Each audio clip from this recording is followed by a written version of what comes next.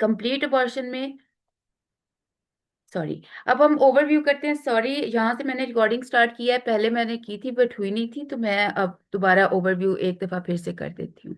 आज का जो जो लेक्चर था, अब ये मैं उन स्टूडेंट से बात कर रही हूँ जो जिन्होंने लाइव ज्वाइन नहीं किया, जो लेटर ऑन रिकॉर्डिंग देखेंगे। तो स्टार्ट में हमने ओवरव्यू किया था अबॉर्शन की टाइप्स का। मैं एक दफ़ा फिर आप लोगों के लिए स्क्रीन पे सारा प्ले कर देती हूँ, और जो लोग लेक्चर में प्रेजेंट हैं उनकी भी रिवीजन हो जाएगी। हमने डेफिनेशन देखी थी अबॉर्शन की, कि what is abortion, bleeding before 24 weeks of gestation, and fetal weight जो है that should be less than 500 gram. तो इसको हम अबॉर्शन कैटेगराइज कर सकते हैं। मेन दो क्लासिफिकेशन होती हैं, स्पॉन्टेनियस अबॉर्शन जो जिसे हम मिसकैरेज भी कहते हैं, या फिर इंड्यूस्ड। फर्दर इसमें इसकी टाइप्स में थ्रेटन्ड अबॉर्शन आ जाता है। इसको आप देख लें, इसमें सर्विक्स क्लोज्ड होगी, फीटस अलाइव होगा, मैनेजमेंट में बेड रेस्ट होती है, और ब्लीडिंग इसमें प्रेजेंट होती है before 20 weeks 24 weeks of gestation. Next type है इनएविटेबल अबॉर्शन। इनएविटेबल अबॉर्शन जैसे कि नाम से ही जाहिर है, इनएविटेबल अबॉर्शन वो होगा जो अनअवॉइडेबल अबॉर्शन है, जिसमें अबॉर्शन प्रेगनेंसी टर्मिनेट होनी ही होनी है। ब्लीडिंग होगी with cervical dilatation, pregnancy continue नहीं कर सकती, और इसमें शदीद एब्डोमिनल क्रैम्प्स वाली पेन होती है।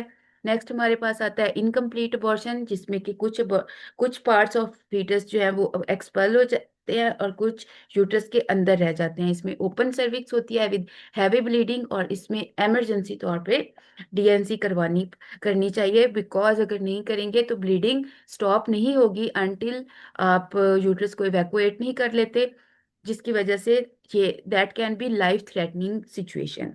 कंप्लीट अबॉर्शन में ऑल प्रोडक्ट्स एक्सपेल हो जाती हैं, पूरा फीटस एक्सपेल हो जाता है, सारी प्रेगनेंसी खत्म हो जाती है, ब्लीडिंग सबसाइड हो जाती है, सर्विक्स क्लोज हो जाती है, और इसमें जस्ट ऑब्जर्वेशन करना है। मिस्ड अबॉर्शन, मिस्ड में का जो मेन फीचर है that is fetus inside uterus die होता है, ठीक है, फीटस की डेथ इनसाइड ऑफ यूट्रस हो जाती है। ब्राउन डिस्चार्ज होता है, कोई फीटल हार्ट साउंड नहीं होती, और इसकी वजह से कोagulation डिसऑर्डर मदर को हो सकता है, ठीक है।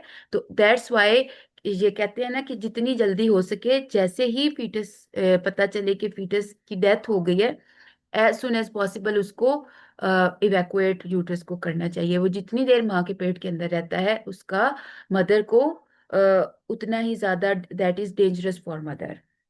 सेप्टिक अबॉर्शन होता है ड्यू टू इन्फेक्शन, और most of the cases rubella की वायरस की वजह से होता है, क्योंकि रुबेला में ये होता है कि रुबेला प्लेसेंटा को क्रॉस करके फीटस को इफेक्ट करता है, और फीटस की ग्रोथ जो है उस पे इसका बहुत एडवर्स इफेक्ट होता है, फीटस की ग्रोथ रुक जाती है इस इन्फेक्शन की वजह से, और इवेंचुअली फीटस की या डेथ हो जाती है, या फिर अबॉर्शन इंड्यूस हो जाता है। इसमें फीवर होगा, फाउल स्मेल होगी, और इसमें एंटीबायोटिक्स की जरूरत होती है, इसके साथ साथ आपको यूट्रस इवैक्यूएट करनी होती है।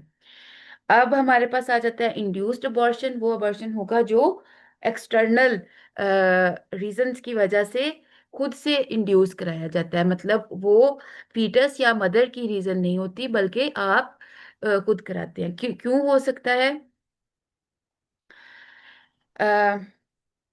बहुत सारे रीजंस हो सकते हैं, जिसमें कोई फीटस की एबनॉर्मेलिटी हो सकती है, मदर की कोई ऐसी कंडीशन हो सकती है, एक्टोपिक प्रेगनेंसी हो सकती है, जैसे कि कंजेनिटल एबनॉर्मेलिटीज जिन बच्चों में होती हैं उनका आपको स्कैन में पता चल जाता है, तो फिर उसमें डॉक्टर्स और पेरेंट्स का एक म्यूचुअल कंसेंसस होता है, और उसके बाद अबॉर्शन हो जाता है। या फिर लीगल और एथिकल कंसिडरेशंस भी हो सकती हैं। अब ये आ गया आपका एक सारा वन पेजर कंपैरिजन। इसका आप स्क्रीनशॉट ले लें, वैसे तो आप लोगों के पास रिकॉर्डिंग भी आ जाएगी, इसको एक दफ़ा आप लोग देख लीजिए, मैं एक दफ़ा आप लोगों को फिर रिवाइज करा देती हूँ।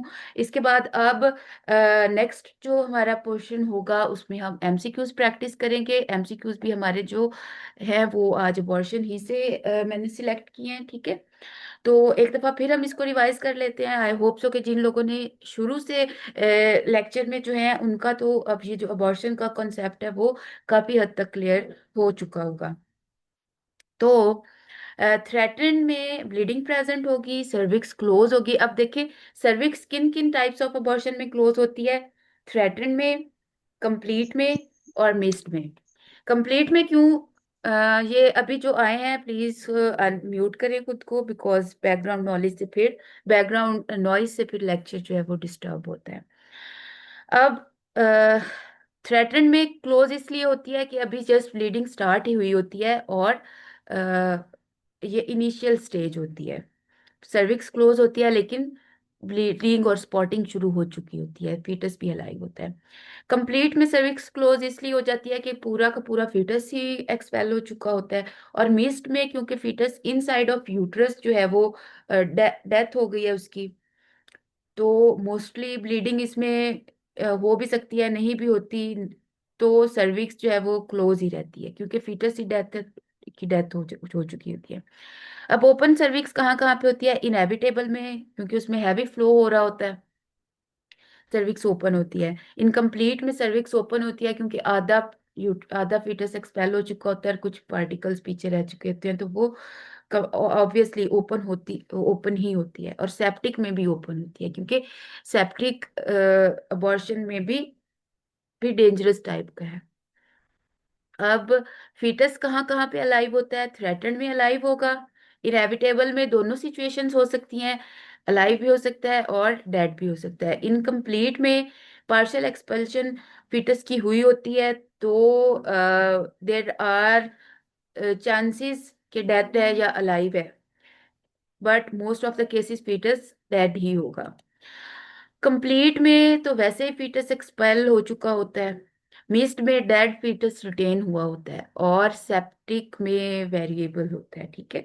मैनेजमेंट आपकी थ्रेटन की ऑब्जर्वेशन है, इनएविटेबल में टर्मिनेशन ऑफ प्रेगनेंसी है, इनकम्प्लीट में आपने डीएनसी करनी है, कंप्लीट में कोई मैनेजमेंट नहीं है, ऑलरेडी कंप्लीट अबॉर्शन है, तो कुछ करने की फर्दर जरूरत नहीं है आपको। मिस्ड में आपने as soon as possible evacuation करनी है, और सेप्टिक में ना सिर्फ आपने इवैक्यूएशन करनी होती है बल्कि उसके साथ साथ आपने एंटीबायोटिक्स भी देनी है, क्योंकि सेप्टिक अबॉर्शन में फीवर भी होता है और सारे जो सेप्टिसीमिया के सिम्टम्स होते हैं वो भी होते हैं। अब मैं ये आपकी स्लाइड जो है, ये वाली स्लाइड्स है, इनको स्टॉप कर रही हूँ, और मैं आप लोगों के साथ अब इन नेक्स्ट एमसीक्यूज शेयर करूंगी। अगर इन द मीनवाइल किसी का कोई क्वेश्चन है तो आप रेज कर सकते हैं। अगर आप कुछ ऐड करना चाह रहे हैं तो भी आप कर सकते हैं, जितनी देर में मैं आप लोगों के साथ एमसीक्यूज शेयर करती हूँ।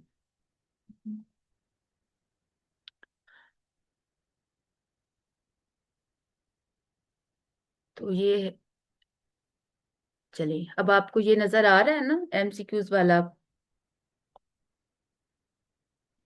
एमसीक्यूज वाला पेज सबको नजर आ रहा है? Yes ma'am. चलिए ठीक है, अब हम यस। एमसीक्यूज, हाँ, अभी अभी हमने जो टॉपिक देखा था, रिवाइज किया था सारा, अब हम उसके कुछ एमसीक्यूज को देख लेते हैं।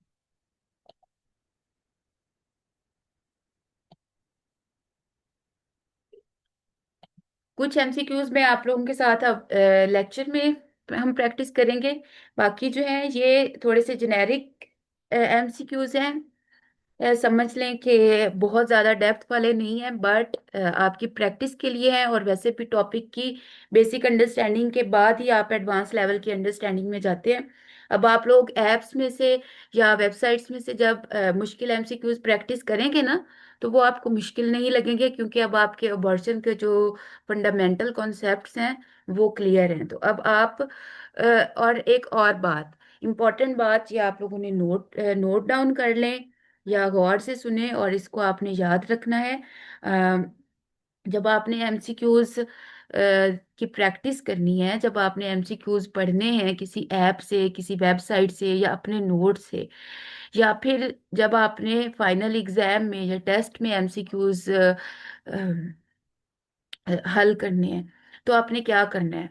आपने ना सबसे पहले सिर्फ स्टेटमेंट जो है ना, बस स्टेटमेंट को रीड करके और अपने दिमाग में उसका आंसर सोचना है। ठीक है? ऑप्शन पढ़े बगैर। आप मुझे समझ रहे हो ना मैं क्या कह रही हूँ? कि आपने स्टेटमेंट पढ़नी है और आपने ऑप्शंस देखे बगैर, ऑप्शंस को, ऑप्शंस पे आप हाथ रख लें, ऑप्शंस पे आप पेपर रख लें, या ऑप्शंस को देखे बगैर आपने कुछ सेकंड्स के लिए अपने दिमाग में एज्यूम करना है कि उसका क्या आंसर हो सकता है या उसका क्या पॉसिबिलिटी हो सकती है। क्योंकि एक तो ये कि इससे आप डायरेक्ट सही आंसर की तरफ जाएंगे। ऑप्शंस आपको कंफ्यूज कर देते हैं। आपके दिमाग में सही बात आ रही होती है तो आप पहला ऑप्शन अगर गलत आपके सामने आ गया, आप उस पे दिमाग स्टक हो जाता है। This is a psychological trick. ठीक है? तो आपने अपने दिमाग में अज्यूम करना है, उसके बाद आपने ऑप्शंस देखने हैं और अपना डिसीजन लेना है। एक तो ये। सेकंड ये कि never second guess yourself. That means कि जब आप पेपर सॉल्व कर रहे होते हो और जो आपको पहले सही आंसर लगता है पहली नजर में, वो 90% ऑफ द टाइम्स सही आंसर होता है। आप लोग क्या करते हैं?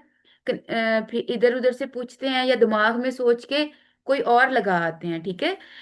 और बाद में आप अक्सर रियलाइज होता है जब हम आंसर की आके देखते हैं तो हमें पता चलता है कि वो पहले तो मैंने इसका सही सोचा था, बाद में मैंने गलत लगा दिया।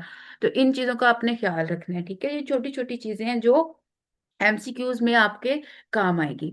अब देखिए इसमें हमारी स्टेटमेंट है, हम नीचे के ऑप्शंस को नहीं देखते। A pregnancy that ends before fetus is viable before 20 to 24 weeks is medically termed as. इसको हम क्या कहेंगे? Still birth, abortion, ectopic pregnancy और मोलर प्रेगनेंसी। ऑब्वियसली ये तो बहुत इजी था, हमने टॉपिक ही यही पढ़ा है, अबॉर्शन कहेंगे।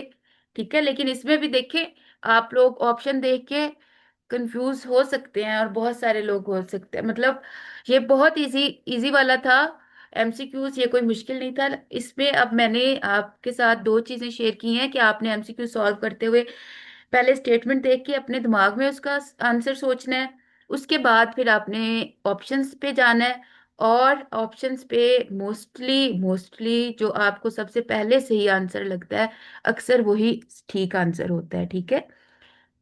नेक्स्ट अब हमारे पास ये है, a woman at 10 weeks gestation presents with vaginal bleeding. Ultrasound shows fetal cardiac activity and closed cervical pause. The best describes। अब आप ईमानदारी के साथ आपने ये करना है कि आपने ऑप्शंस नहीं देखने। आप अपने मोबाइल पे ऑप्शंस जो हैं उनको अपने हाथ से या पेपर से कवर करें। ठीक है? और सोचिए कि इसका क्या आंसर होगा कि अ वुमन एट 10 वीक्स के साथ प्रेजेंट करती है उस विजाइनल ब्लीडिंग के साथ। और अल्ट्रासाउंड में क्या शो होता है कि ultrasound shows fetal cardiac activity. मतलब फीटल कार्डियक एक्टिविटी है तो फीटस भी जिंदा है, सर्विक्स क्लोज है।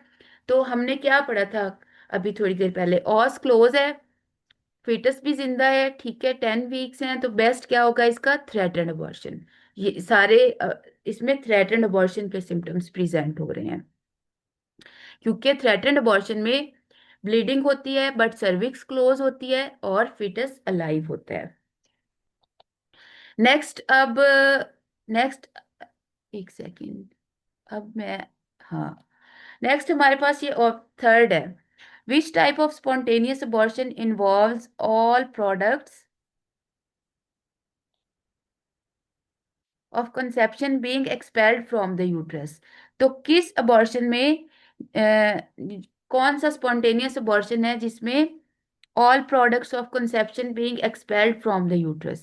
complete abortion, incomplete abortion, missed abortion या inevitable?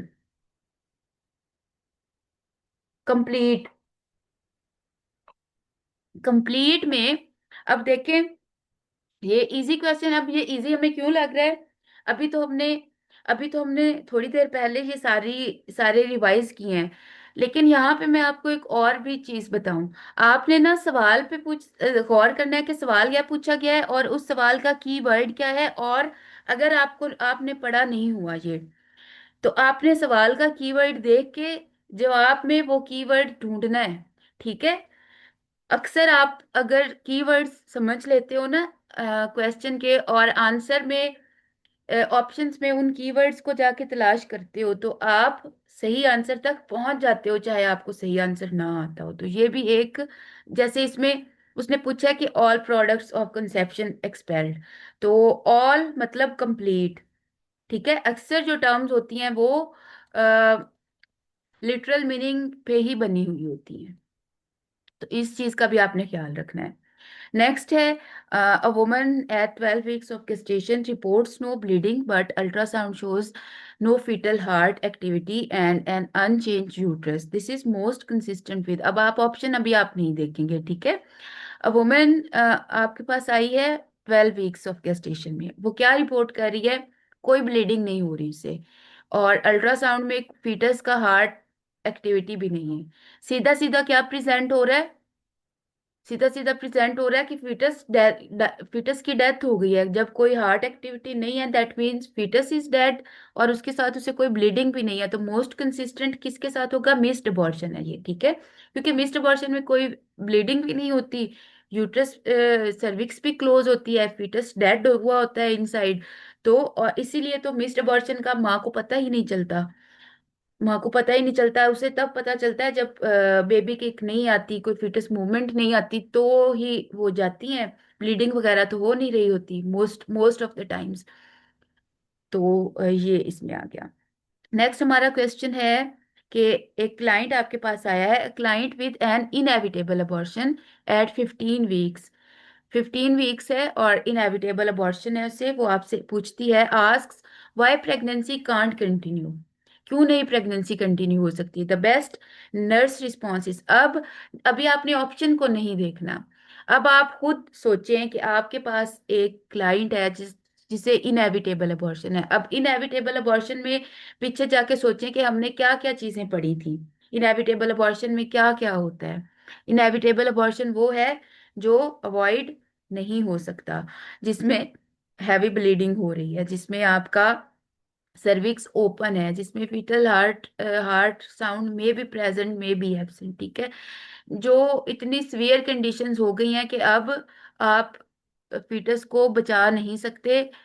अब प्रेगनेंसी की टर्मिनेशन जो है वो अनअवॉइडेबल है।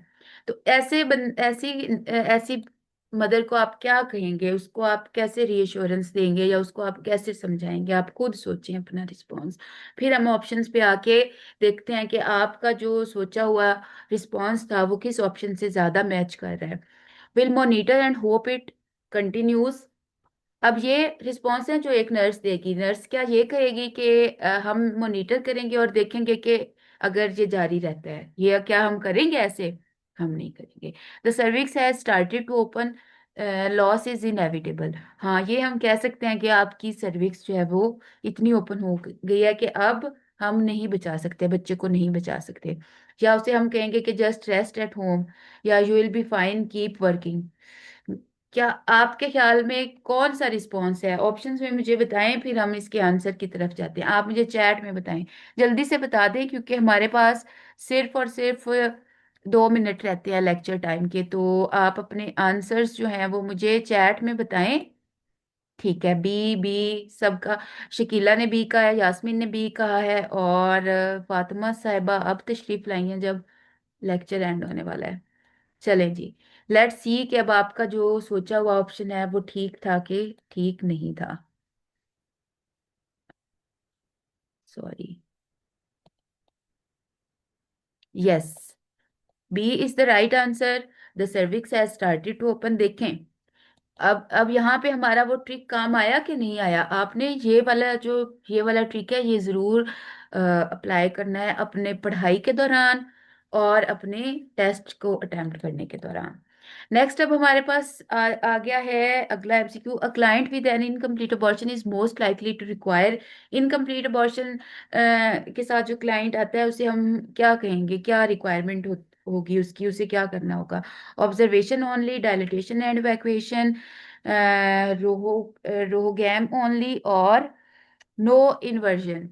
अब नो इंटरवेंशन, इनकम्प्लीट है तो उसको ऑब्वियसली हम as soon as possible DNC करेंगे, क्योंकि अगर हमने डीएनसी नहीं की तो ब्लीडिंग उसकी जान ले लेगी। तो ये हम ऑलरेडी इस लेक्चर में बहुत दफा कर चुके हैं। अब आपने अगला अगला क्वेश्चन भी इसी लिहाज से अटेम्प्ट करना है। स्क्रीन पे ऑप्शंस आ रहे हैं, लेकिन आपने ऑप्शंस नहीं देखना, ऑप्शंस को कवर करें और हम क्वेश्चन को पढ़ते हैं, उसका जवाब खुद सोचेंगे, फिर हम अपने आंसर को ऑप्शन के साथ मैच करेंगे। A woman expresses guilt after spontaneous miscarriage, the best therapeutic response by nurse is कि अक्सर ये ऐसे होता है कि मिसकैरेज अबॉर्शन के बाद औरत गिल्ट का शिकार हो जाती है, उसे लगता है कि शायद मेरे में कोई कमी है या मेरी वजह से ऐसे हुआ है, तो वो खुद को इल्जाम देना शुरू हो जाती है या टेंशन में स्ट्रेस में चली जाती है।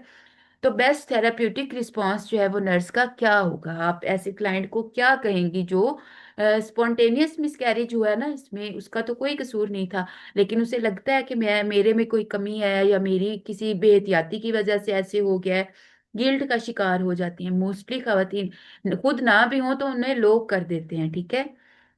तो इसमें अब समीना ने कहा कि फर्स्ट है। अब फर्स्ट ऑप्शन देखते हैं हम। It wasn't your fault, many miscarriages are due to chromosomal issues, you must have done something wrong, try again next time. हाँ, इसमें ऑप्शन ए ही होगा, हम उसे कहेंगे कि तुम्हारा कोई कसूर